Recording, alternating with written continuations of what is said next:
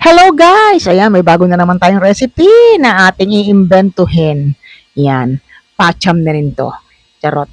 Pero hindi, meron tayong chef. Ayan. Siguro naman nakita niyo na kung ano magiging recipe natin. As usual, hindi mawawala ang bawang at sibuyas na pampalasa. Meron tayong kalabasa, okra, talong, ampalaya at sitaw. Malapit na makompleto ang bahay kubo. At meron tayong daing na bangos. Ulam ko yan. Kasi hindi kami close ng bahay kubo. Ayan, nagpapalambot na tayo ng pata. Para, actually pre-cook pa lang tong pata para pang paalis lang ng medyo pampakulo lang natin saglit. Ayan, para matanggal yung mga lansa-lansa at mga babakti-bakterya. Ayan, nagluluto na tayo ngayon ng bawang. As usual, magtataka kayo bakit maraming bawang? Kasi siya ang kakain ng ulam na yan, hindi ako. Kung kakain man ako niyan, kalabasa at talong lang ang aking kakainin. The rest, sa kanya. O ang sibuyas, hindi yan buo. Hiwa-hiwa yan. Ayaw lang talaga nila maghiwalay pa. Ninanamnam pa nila ang panahon. Charot. Ayan, maghihiwalay din yan siya maya-maya. Ayos yan. Okay, ayan. Pinipili natin paghiwalahin kasi hindi sila karapat dapat na magsama. Charot. Alright, ayan. Kumakapit, makapit, at lumalaban pa sila. Yan, medyo naghihiwa-hiwalay na sila, kaya medyo maya-maya ng konti, isahalo na natin ang ating pata. Magkatanong kayo kung bakit pata. Kasi, andun ang aking favorite part, ang taba. Yan.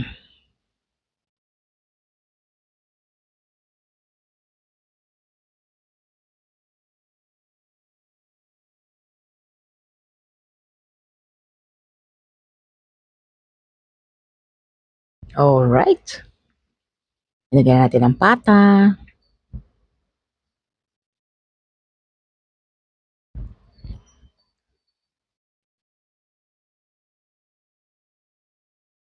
Yan, ihahalo natin para masangkot siya yung bawang at sibuyas sa pata.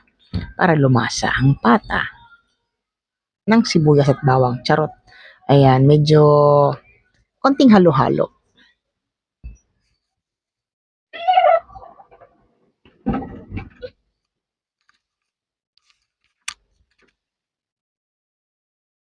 Maya-mayang konti lalagyan natin siya ng konting tubig, pampalambot sa pata. Ayan. Para lumasa yung buto. Yun ang purpose ng buto, pampalasa sa sabaw.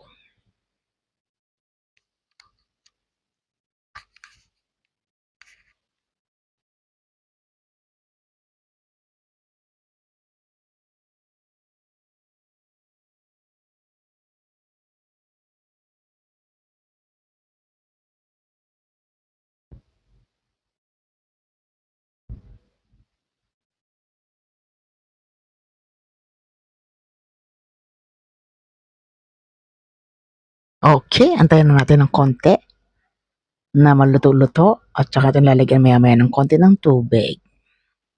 Ayan, may tubig na siya. So, pakukuluan na lang natin yan para lumambot yung pata.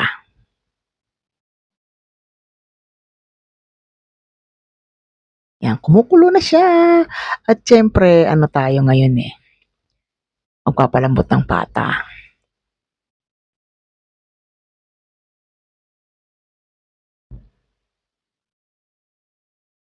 Medyo ano pa siya eh. Malambot na siya pero hindi pa ganun kalambot. Hindi pa niya nare-reach yung aking desire. No, na lumambot talaga siya ng malambot na malambot.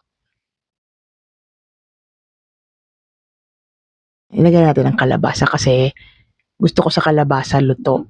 Kasi ako kakain yan. The rest, mamaya na kasi ang gusto niya kasi sa ibang gulay is yung half cook.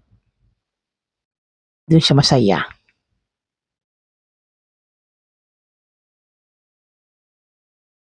Halo-haluin natin para pumailalim yung gulay.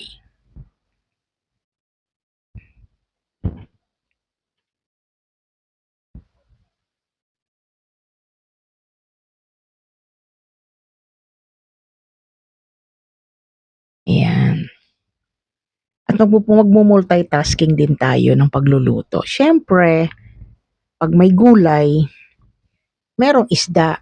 So, sa kabilang kawali na lang natin lulutuin yung daing na bangus ko, na ulam ko. Yan, ilalagyan natin ng talong kasi ang talong madali ring lumambot.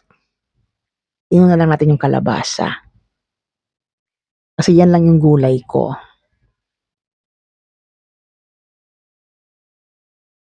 Habang nagpapainit tayo ng kawali, halo-halo, ayan, papakuluan na natin yan siya.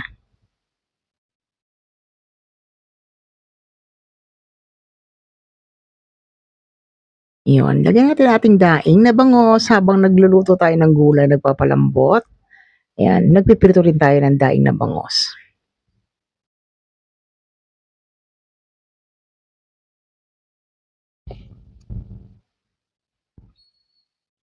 Lalagyan na natin siya ng bawang. So, I guess nahuhulaan nyo na kung anong recipe natin. Takbet ang ating ulam for today. Ayan, may bagoong na siya. Pailalim natin yung gulay ano ba yun? Bagoong para kumulo siya sa ilalim at kumalat yung lasa.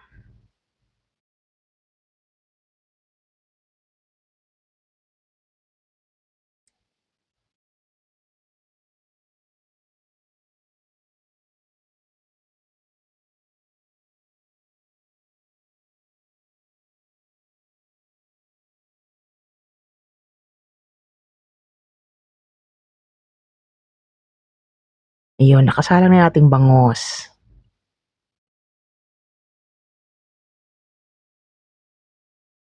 Yan, nagmu-multitasking kami kasi nangangalabit na ang gutom. Anong petsa na? Tom Jones na kami.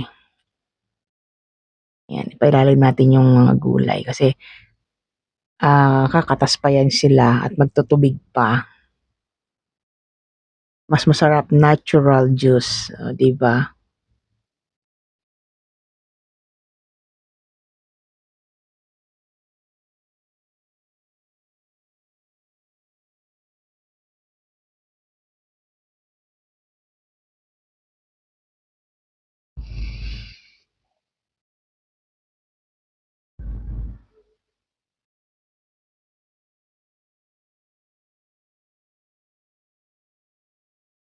Ayan, susunod na natin ang sitaw.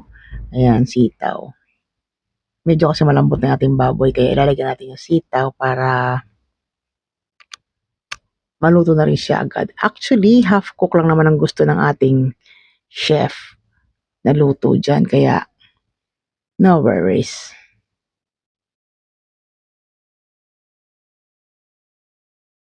Ayan na nalagay natin yung okra at saka ampalaya.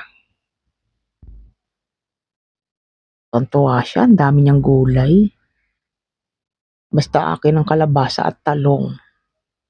Walang kokontra.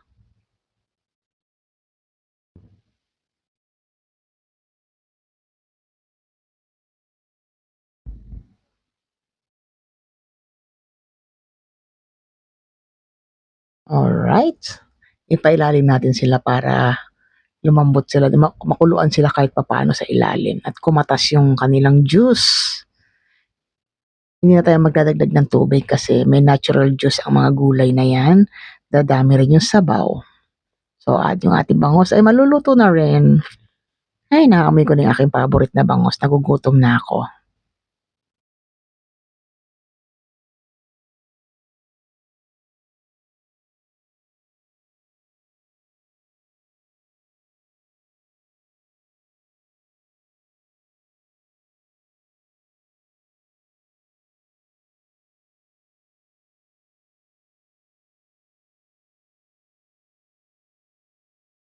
Ayan, ang ating bangos, ayan.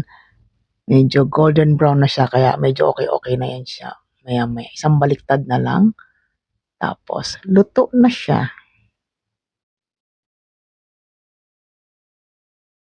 Alright, ayan. Kumukulo na o 'di ba dumami yung sabaw. I told you!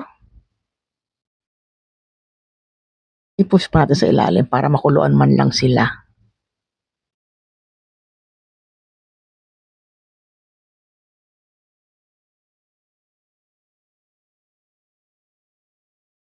Wow, ang sarap ng sabaw. Medyo ano siya, malapot. Just because of the okra. Kahit kailan talaga hindi kita magugusto ang okra ka, bahala ka diyan. Ayan, maluluto na siya. Luto na yung aking bangos kaya pwede na. Alright, ayan. Konting kembot pa guys. Okay, thank you. Kain na na. Thanks for watching guys. Enjoy your day.